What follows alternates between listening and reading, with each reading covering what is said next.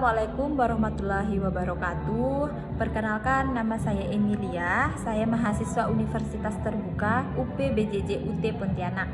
Nah, di mana pada video kali ini saya akan memenuhi tugas guru BK yang dimana di sini sebuah kasus ada kejadian di kelas 3 di SD Negeri 6 Mensere, di mana siswa saya ini sangat dibilang bisa kita lakukan pembimbingan untuk dia untuk memperbaiki terhadap perilaku yang tidak baik selama ini dia lakukan.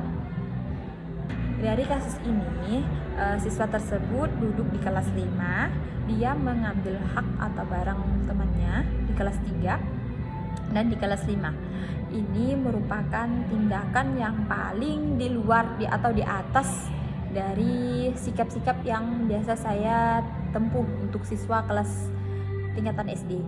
Nah, pada kali ini saya akan memanggil dia, di mana saya akan melakukan bimbingan mandiri terhadap siswa ini dengan durasi waktu sekitar 35 menit, di mana saya melakukan ini secara sadar untuk dia, memberikan kesadaran terhadap dia, terhadap apa perilaku mengambil hak orang lain yang telah dia lakukan dan merugikan dari orang lain. Oke, sesuai dengan RPL, saya telah membuat RPL BK ini. Saya akan menjalankannya, durasinya sekitar 35 menit. Untuk bimbingan ini secara bertahap.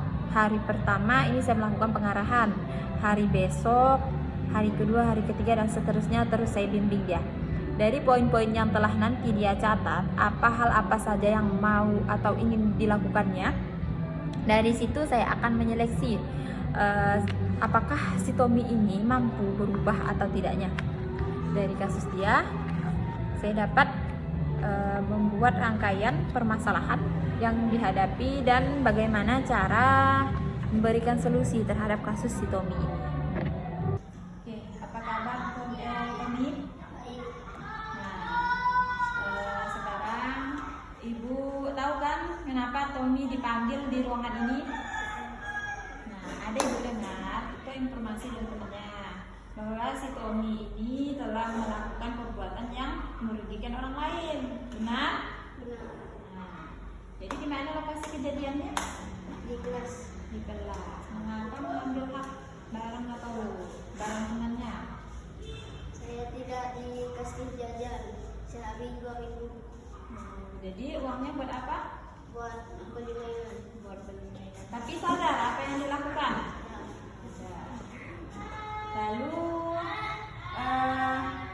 kesalahan si Tommy ini di awal kemarin tidak mau mengakui, kan? Nah, mengapa itu bisa terjadi? Saya dituduh. Skip kan? Aduh, tanganku modal kan dituduh. Skip. Nah, alasan Tommy mengambil barang orang lain. Nah, Ibu mau dengar sebenarnya apa yang terjadi pada kejadian tersebut? Saya mau jajan, duit saya habis. Duit habis, lalu melihat uangnya sejuta. Nah, terus? Saya kalah, habis itu saya jajan. Udah tahu kan perbuatan memalak orang itu perbuatan yang tidak baik. Jadi sekarang, nah, lihatlah keadaannya. Tommy, apakah di sekelilingnya ada nggak teman yang mau menenangkan saat ini? Dijauhi teman kan? Itulah efek dari apa yang dilakukan atau perbuatan yang tidak baik, mengambil barang orang lain. Jadi dipanggilnya Tommy ke sini karena kasus yang kemarin kita mengadakan Ibu. Awalnya cuma mendengar sekilas ya dari kisah temannya. Oke, dari permasalahan Tommy ini, Ibu kan dengannya tadi udah mendengar alasan mengapa mengambil uang orang lain, dikarenakan Tommy ini hanya mendapat uang jajan 2.000. Nah, dari 2.000 itulah memang mau beli apa? Ibu mau dengar sana lagi. Beli mainan sama jajan. Aduh, beli mainan ya. Nah, kalau mau beli mainan, Tommy bisa menabung.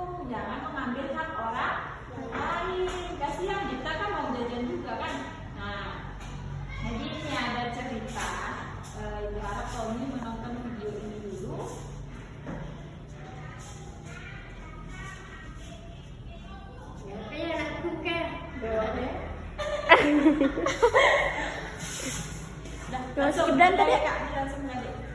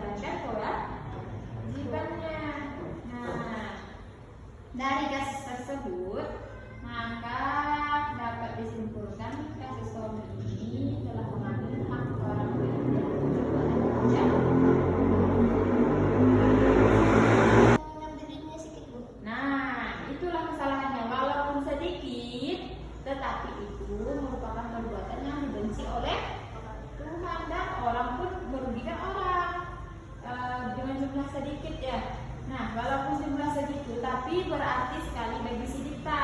Dita mungkin bersusah payah mendapatkan uang segitu. Dengan enaknya si Tommy ini mengambil uang si Dita. Lalu bagaimana perasaan Tommy kalau ketika uang Tommy diambil oleh Dita? Sedih kan? Nah, begitu juga perasaan si Dita. Jadi tahu perasaan sakit Dita? Nah, jadi sekarang ibu minta Tommy memperbaiki kesalahan. Siap? Menerima sanksinya? Nah, WC di depan ibu sangat kotor. Jadi ibu yang mengawasi Tommy langsung nanti membersihkan. Siap? Nah, ini ada surat perjanjian. Dan ibu mau Tommy menulis apa saja yang dilakukan nanti setelah permasalahan ini selesai. Tommy boleh menuliskan apa saja di sini tindakan Tommy selanjutnya untuk biar bisa membuat hubungan kembali membaik pada teman sekelas ini.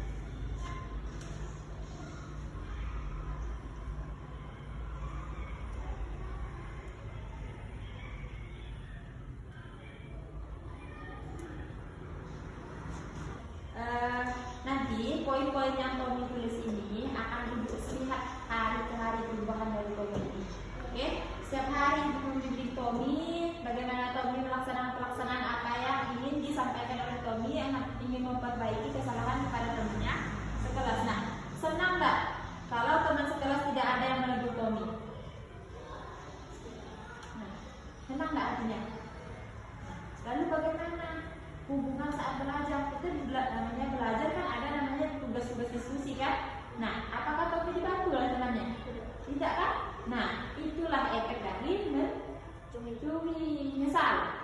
Nah, dari perbuatan ini ibu mohon jangan terulang kembali. Jika terulang kembali, maka urusannya akan ibu perpanjang dan sanksinya sangat berat. Oke lah untuk hari ini mencucikan isi terima tadi. Nah, disitu ibu buat surat perjanjian lagi. Kalau Tommy melakukan sekali dari pelanggaran ini, maka ibu tidak akan segan memanggil kedua orang tua Tommy untuk urusan. Ya, Tommy boleh tanda tangan di sini.